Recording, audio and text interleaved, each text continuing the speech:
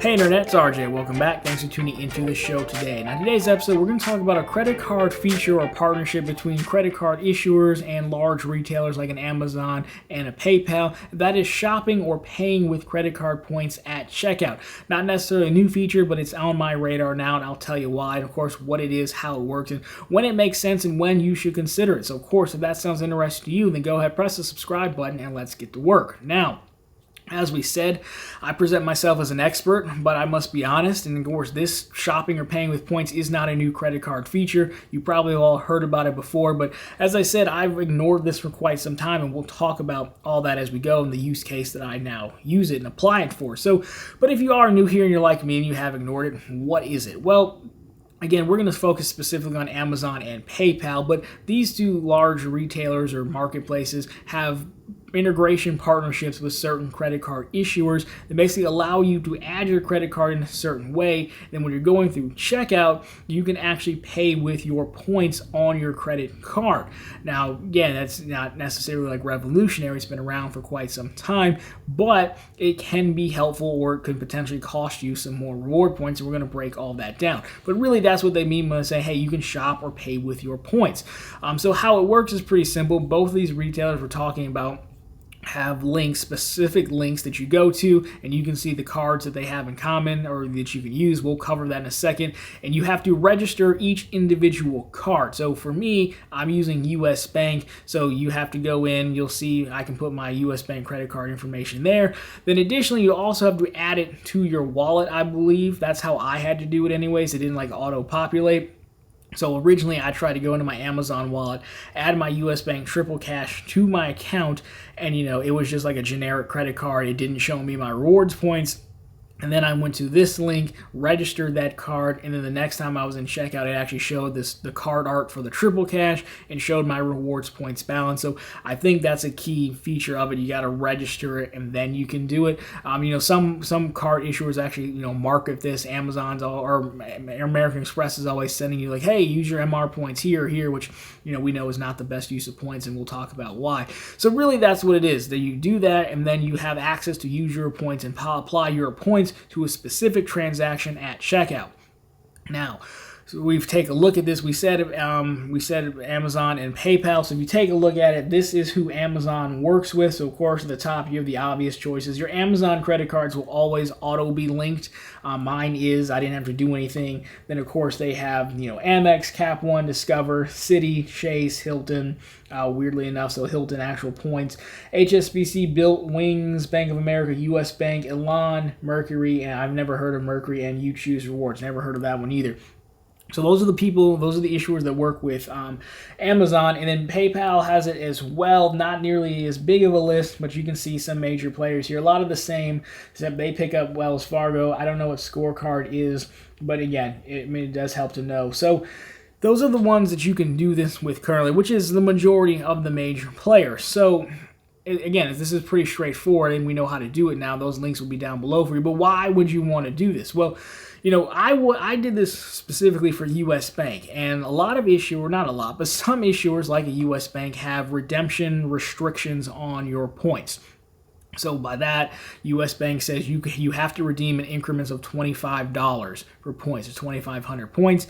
And if you wanted to redeem cash back, you can only send it to a US Bank account, or obviously you can do statement credit, but I don't use the Triple Cash. I haven't used it in probably 2 years. I only got that card for the intro offer, and I had $16.20 stuck over there on that card for like 2 years that I was just never going to be able to get off because I'm not going to use the card anymore. It's not a bad card. It's just it doesn't provide enough value to me given all my other cards. So I'm going to have to just write off that $16 until one of you guys, Leo, you know who you are, wrote me on it was either Instagram or Threads, whatever app we're on now, and said, hey, have you considered doing this shop with points? And so him and I went back and forth, and we actually messed around with it. So if you go through the process, add this Triple Cash card to my Amazon account, you cannot redeem points for like an Amazon reload, because again, we just want to get it exactly at $16.20, which is an odd number. But What you can do is buy one of those physical Amazon gift cards that they mail to your house. If you have Amazon Prime, which I have, then it's free for them to mail to your house. A little bit wasteful for them to come all the way out here for a, next day shipping on a gift card, but whatever, that's their problem, not mine. And you can buy those for as little as $10. And so I applied my full $16.20 to that in points. Sure enough, gift card shows up the next day. I can add that gift card to my Amazon account, and that's as good as cashing it in for me. I do a lot of shopping on Amazon. Again, I have the Amazon Prime card. I'm a Prime member, been a Prime member for years. So for me, Amazon money is valued at face value. So you can see where we're going with this. This helped me get rid of that $16 and not let it go to waste. What's better is this doesn't charge the credit card, because you could get into this endless loop of you try to buy something and then it posts a charge and they pay out a little bit more points. Because I put in an exact amount, it pulled from the points and there was no charge that showed up on the triple cash, so I've earned no additional points. So now that card is officially cashed out, and 2 years later I got my full value from the triple cash card. Now, if you didn't have $10 worth of points, $8, $9, you can still find something to buy. Now, unfortunately, it doesn't let you stack points between like my Cash Plus and other things like that. I think you just have to select one card and you can use points from that. So it's a little bit limiting there, unfortunately, and whatever extra amount would go back onto the card. But it still will be better than, leaving that money on there, leaving the bulk of $16 on there. So I think those are decent use cases. So that's how I used it for me specifically.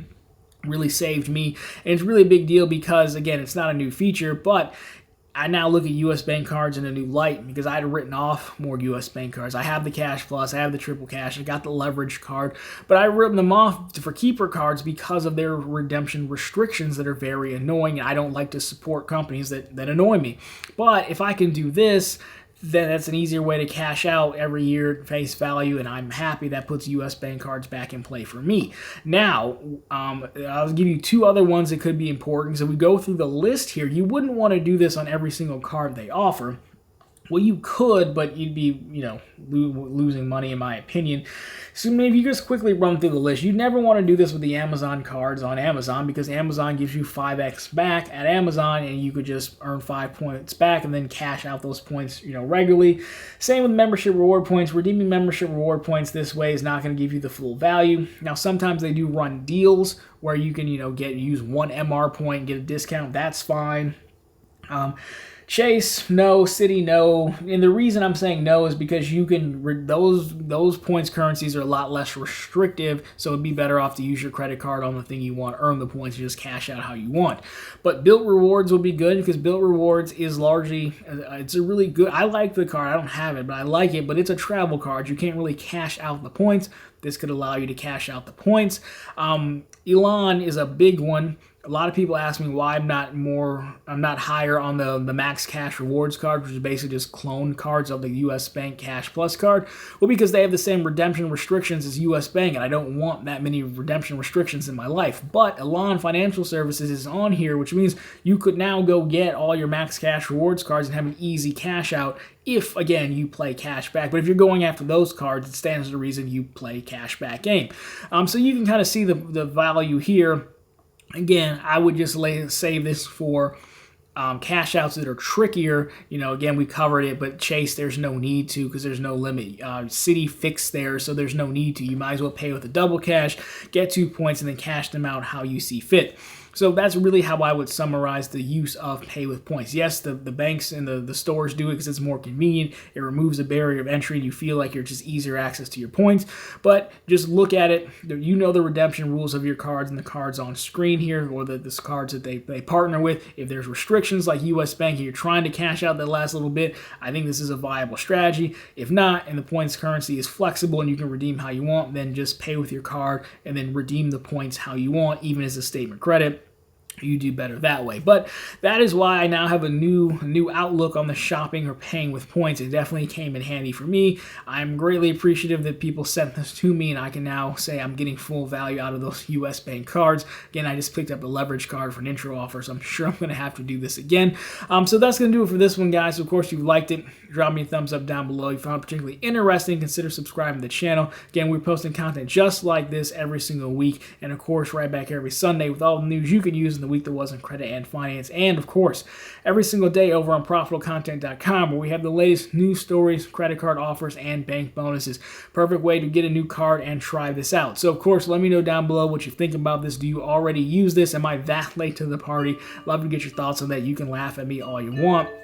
Totally fair on this one. Anyways, guys, that's going to do it for this one. As always, thank you so much for watching. I'll talk to you very soon in the next one.